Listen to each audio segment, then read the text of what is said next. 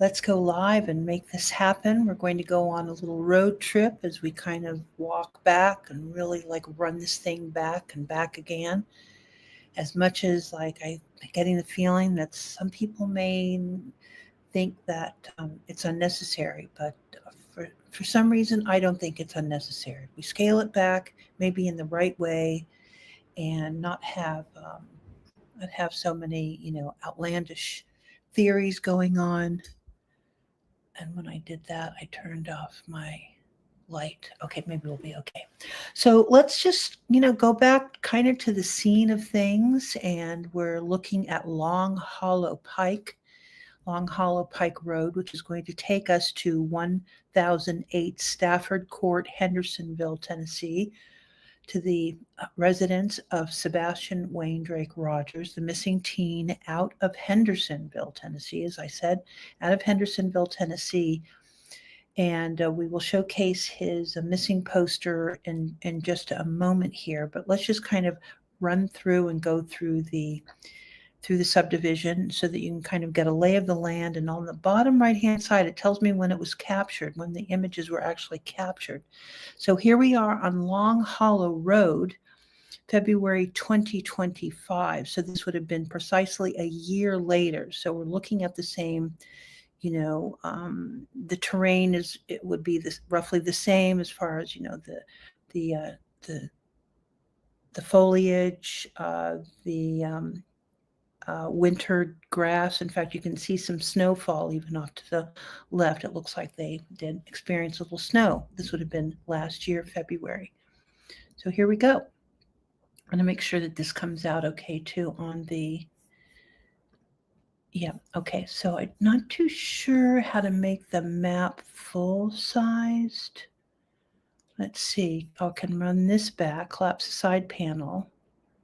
And that should do good there. Okay, so here we are at Long Hollow. You'll notice right in here is where the stanchions are, whatever the brick entrance, where it tells us that we're coming on to Victoria Place, the subdivision. And we're going to look at this. It's just a 2-lane road, 20 miles an hour, and it clearly says dead end.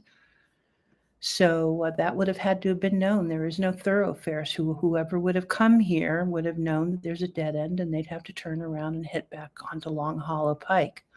Here's Victoria Place. And when we come up here, we're going to notice, in fact, I'll turn around, that you'll notice that there are many trash cans. Remember, we talked about this yesterday.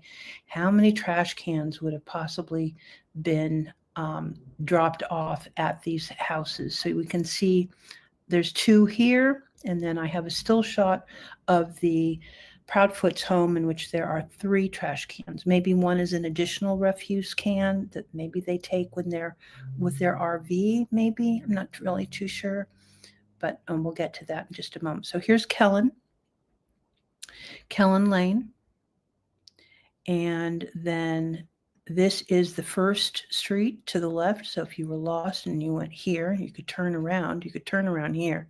Do not have to go any further than that if you thought that you were lost in the subdivision. You'll notice that there are no street lights. Plenty of electrical poles, but there are no street lights.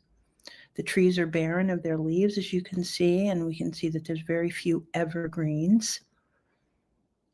And here we go. And you can kind of get the lay of that this is rather hilly, right? So you don't have to see topographical. You can notice that we have one home that's on a perch and then another home that's in the valley. And we just keep going here. And here is Stafford. You'll notice this from all of the examinations. This is Kellen, Lane, and Stafford. So here we go. Now, the date will change here. This is now November 2007. So, and then it goes back to February 2025.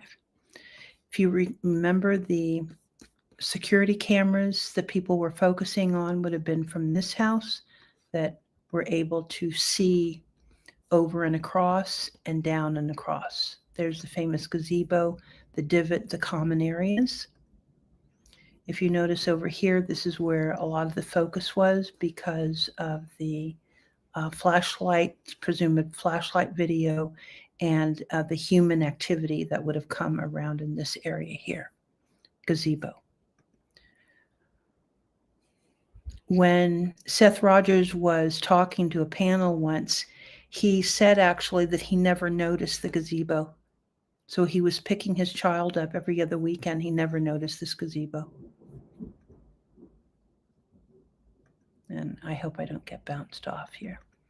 Okay, we're just going to keep on going. There's the 3-bay, the house with the 3 bays worth of garage.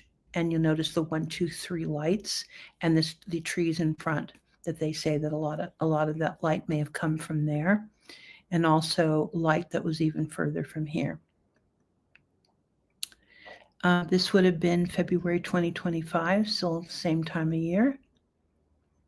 And we're going to see a couple people walking, so we'll get an idea of, they have coats on and long pants and so forth and so on. Here's the neighborhood, so you can get an idea, the neighborhood, and also how slick, and lots of leaves on the ground. And here we have a couple evergreens there finally.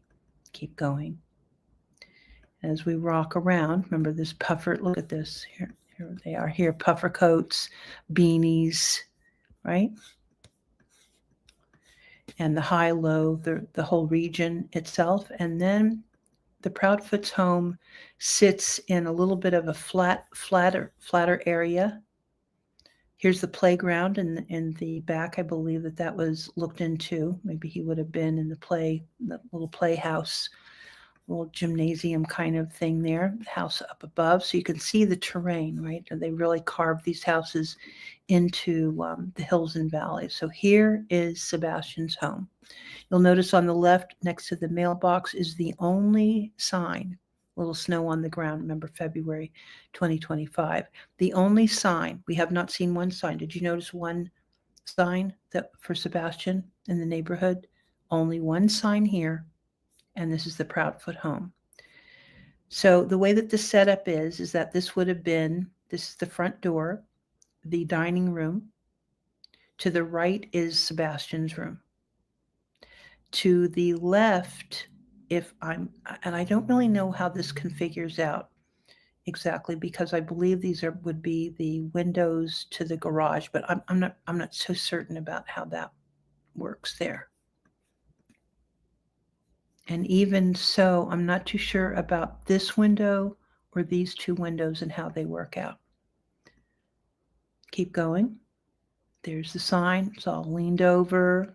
There's no ribbons. And even here, February 2025, here's the sign right here, only one sign. And we walk around here, and here we go. And we can see the trash cans are still back here, and then one of the trucks. I don't know whose truck it looks like, Christopher Proudfoot's truck. Here is the famous drive that he took the trash cans down to from the garage, and we'll loop around here so you can kind of see. Come back around here, roll around. So it's a 2-bay garage, but I believe it's a 2 and 3. So there's a bay here and then 2 cars. So it's a 3-car garage. Then there's the door here and the sidewall here. Now their bedroom, the master bedroom, is in this back left corner here. The shade porch does not abut that. The shade porch is beyond and then juts out, if I'm not mistaken. Big houses, high up, lots of view, lots of vistas, lots of windows. So a lot of places for people to see. If you'll notice this house right here, this is the Carr's house in the back with the white shed. Remember all of the views that were done of the back of the house? That is their home there. Some more evergreens. That house is on Kellen Lane. It has since been obscured by Google Maps, but you can see the backside.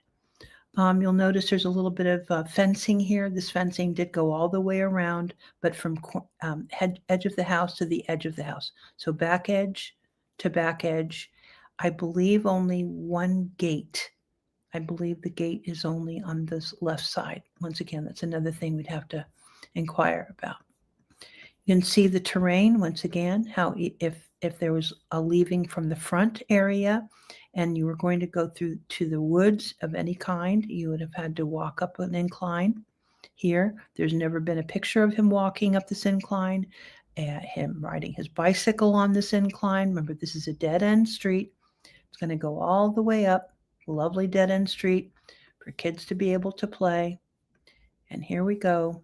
And there's the woods and the steep, you can see the steepness, and then of course the terrain gets wild in here.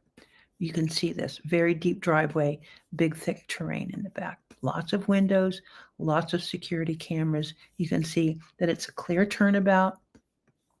And now you can get an idea. Imagine it's in the middle of the night in February. It's a warmer night, but it's still February. And, and you're traversing up the street. Once again, we've never seen any photographs of him taking this route in any way whatsoever. No walking the dogs, no talking of walking the dogs, riding his bicycle, when this looks like a pretty darn fun little hill to run down with your skateboard, your bicycle, what have you. There is some haphazardness, though. You'll notice that, just a truck. So it's a very, even though the houses, because of the brick and everything, make it look like it's very stern and, like middle class, just kind of everybody's doing their right thing. This is still very accepted, as well as a lot of cars and boats, RVs, and so forth, tucked away in these driveways. So here we come again on Sebastian's house right here. And I believe that would be Chris's truck. So you can see, even though there's all this land and the terrain, everyone is pretty much in everyone else's purview. Right? Okay. So let's keep going. And let me check my, make sure that our stream is doing okay. Just checking the audio, guys. Okay, yeah, we're good. All right, so as we proceed here, we're not going to be talking about each of these residences all, but, obviously from the very beginning, the moment that we have the address, really the subdivision, everyone was kind of on these maps and, talking about the grates and such. From what I understand, the grates were already, checked and everything else. So once again, you can see the February, right? The typical Walker, typical neighborhood, the neighborliness and how they were dressed in February 2020. What did I say? Yeah, February 2025, just a little bit ago. All right, so I'm going to come back around. And here we are, the famous house with the boat and the trucks and the cars and all of that. And we come here to the stop sign at Kellen and Stafford Court. So if you would come down here, now it's July 2023. So we can see the flowering trees, the obscuring of, I believe, the Carr's residence, CARR. And so things are coming more into, they're flourishing in July. So everything would be in bloom, and all the trees, of course, you can see all the beautiful trees that are in the neighborhood. Okay, so same sort of setup, mailbox, garbage cans, garage bays, garage doors, entry doors, and so forth. And here we go with Kellen. A lot of intrigue about what in the world happened on Kellen. There was traffic, car traffic, and this is the street that we believe that Katie went up Kellen, went up looking for him, asking neighbors, and so forth. Here's the Carr's residence. Remember, this is the famous one with the white. Once again, you can see a house, multiple dormers, lots of windows. We'll just keep on going. Once you kind of know the neighborhood, you can't kind of unsee it. Imagining him where the big question now for me is, who is Sebastian Rogers? Who is he? Is he a boy that would have been on any of these streets running through these neighborhoods in the middle of the night? here we are now. It's November 2007. So they've caught it, and it's this little older view. Why Google is showing us 2007, then it's July 2023. And we're going to go up and keep going up. Once again, see how steep it is. And here is the famous Bobby house. That is Bobby's house. And everything is still very tidy. You can see these people in November 2007 have their Christmas ornaments up.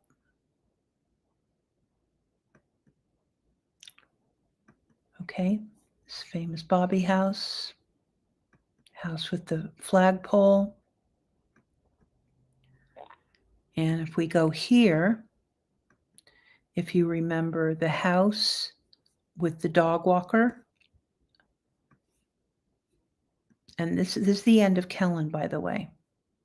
Now, the last time that I looked, because this is 2007, you'll see a child here. He's just out, right?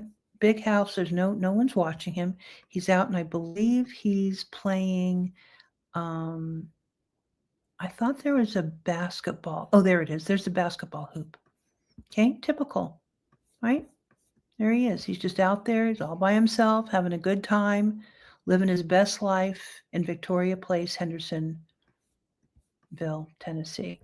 Here's a house, wraparound driveway, and we come to the corner here where the famous private investigators video is of the dog walker coming out, going to the end of that's Devon Court, going to the end, wrapping the dog around, wrapping the dog around, you know what I mean? Bringing the dog around on his typical walk. He knows all the gardens, et cetera, et cetera. There's Bobby's house, obscured, and then here we go. And the dog walker came down here, and this is the famous seeing this other figure going down the street and hiding behind the cars in this little area here. Okay, before we go down Kellen, let me bring something else to your attention. Here is a turnaround. This turnaround is where in 2007 they had yet to build the subdivision. So you can see that there maybe is some clearing of the land in 2007. It may have just been a natural pasture to begin with, but you can see if you go back in here, there is one of these that kind of gives you a chance to kind of tuck away and behind so that you can kind of see behind this house, which leads you to the neighbor's house. This is the quasi-famous neighbor that the Bobby interview, if you remember. One of the web sleuths did the interview with Bobby, whose family is associated with the development of Victoria Place. So she knows every house, every brick, every window, every neighbor, everything, with a Facebook group for the subdivision and so forth. One of the first people to actually tell the world that there was a missing teenager from her neck of the woods. Okay, so let's go down. We're going to see the terrain again. You can see this. It isn't like on the other side of this towards Kellen is the beach. It's all like this. Mountainous, a little craggy, heavily wooded, etc. It's not anything that's different here. And then this is how steep the property is. Okay, so you guys kind of get the mood of the neighborhood. Is that right? Let me make sure about that. Okay, good enough. There we are. Kellen. Those are the only two neighbors that I know their names. So we'll go ahead and go to the very beginning here so you can get an idea from this vantage. Here's the famous house with the security cameras. Here's the turnabout, famous, where the famous cars were parked, the Ubers, people getting out of the Ubers, getting in and out, putting their luggage in the back and pulling out. Okay. And of course, there's the shadow of the Google Maps car. All right, we'll just take us back. and to the very beginning. All right, so here is Long Hollow. We're going to go ahead and take the route that Katie would have taken as far as she left the neighborhood looking for her son. So she would have come down Long Hollow Pike. She's in a frantic. She's headed to the high school.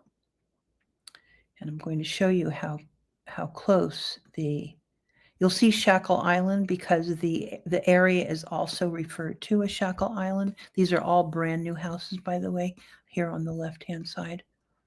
A little bit of snow on the ground, and it's still February 2025. These are all brand new houses. This is what was called the subdivision, and where it's called a retainer pond or a detention pond. That would have been in there. I don't know the name of the subdivision, but if I'm not mistaken, most all of the houses were called for, the lots were sold, and they were ready to do the engineering of the foundations.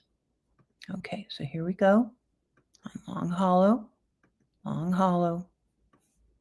Here is the church and the cemetery, I believe, the entrance to the church and the cemetery. Yeah, this would be the little church.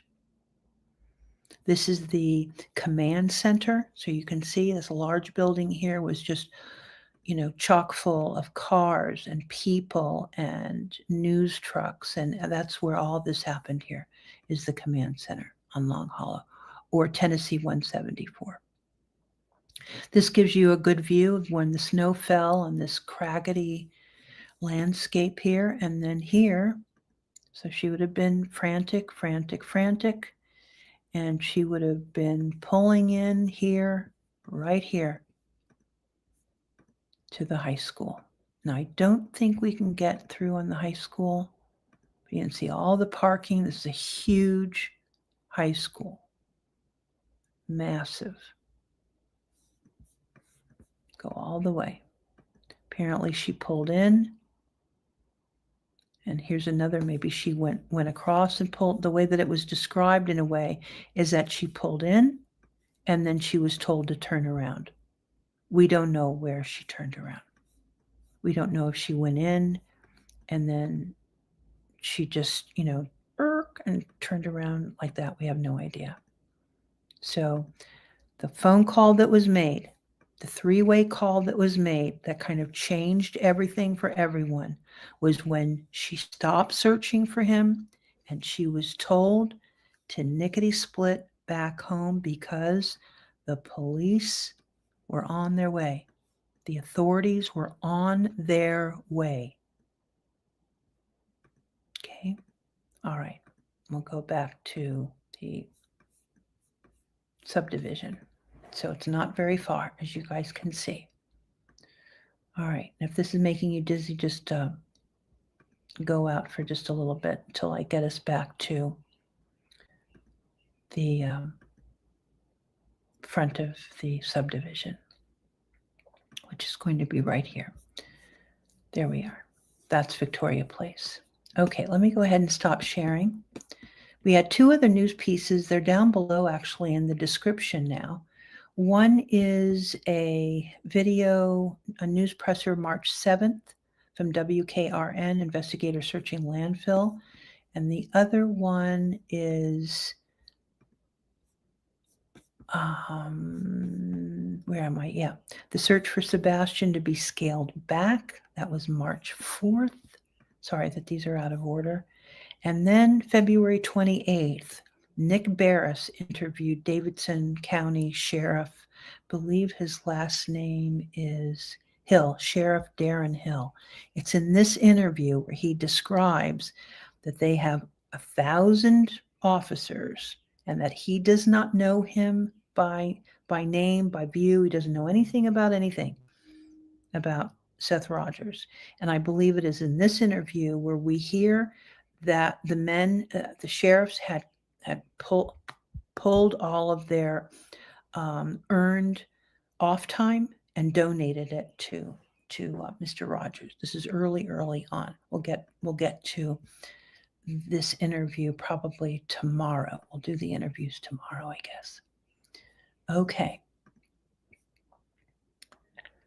that is really it for me. Thank you so much. If you're watching right now, I do appreciate it. This has been Beauty for a new voice on the case. Today, we just kind of walk through the neighborhood, getting a lay of the land. I think it's very interesting to just go back and kind of, breathe in what it possibly was like. And the big question is for many people, really everyone, is where is Sebastian Rogers?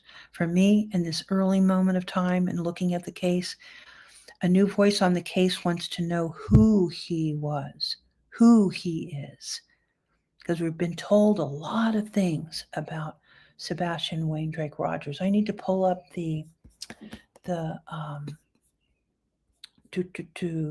I need to pull up his poster, and it's in a special. I told you yesterday I had a special folder for my OBS. And let me make sure, where's his poster? There he is. Okay. So give me a moment and I'll pick it up in my StreamYard. Okay. Share an image. And it's going to be OBS Elements. And it's right here. And open it up. And add to the stage. Okay. So we'll be reminded who we're talking about here. And please just revisit it on your own. Just kind of slow it all down. The FBI issued a new updated poster a little bit ago for this missing person, Sebastian Wayne Drake Rogers. He's missing from Hendersonville, Sumner County, Tennessee. That's Hendersonville, Sumner County. If you're ever looking at the transcriptions, Sumner County is many times it's misspelled. The M and the N, I suppose, maybe are difficult for people to say clearly and to be understood by the transcripts. February 26, 2024. So this would have been the Monday after the famous Sunday. Here are the 4 new images of him: brown on brown on brown on collars and eyeglasses, and the infectious smile, and the little bit of chin hairs, and he's growing up and growing up. Certainly, the aesthetic that's being shared here is a little easier to understand. The hair has gone from a sandy brown to a brown. The father's hair is very dark. It's possible that his hair would have darkened up closer to his eyebrows and maybe his facial hair. His date of birth, December 7th, 2008. He was 5'5" tall, weighing 120 pounds, white. There is a reward, and there has been a long-standing reward from the Amber Alert days. The FBI is offering a reward of up to $50,000 for information leading to the whereabouts of Sebastian Wayne Drake Rogers. He had ties, or has ties, to Clarksville, Tennessee, and they don't go into this, but this is where his father lived, had taken residence in Clarksville, Tennessee. So his parents are in Hendersonville. His mother is in Hendersonville, and his father's in Clarksville. The details are such: Sebastian Wayne Drake Rogers was last seen on February 25th in the area of Stafford Court in Hendersonville. He was wearing a black sweatshirt, black sweatpants, and black square frame glasses.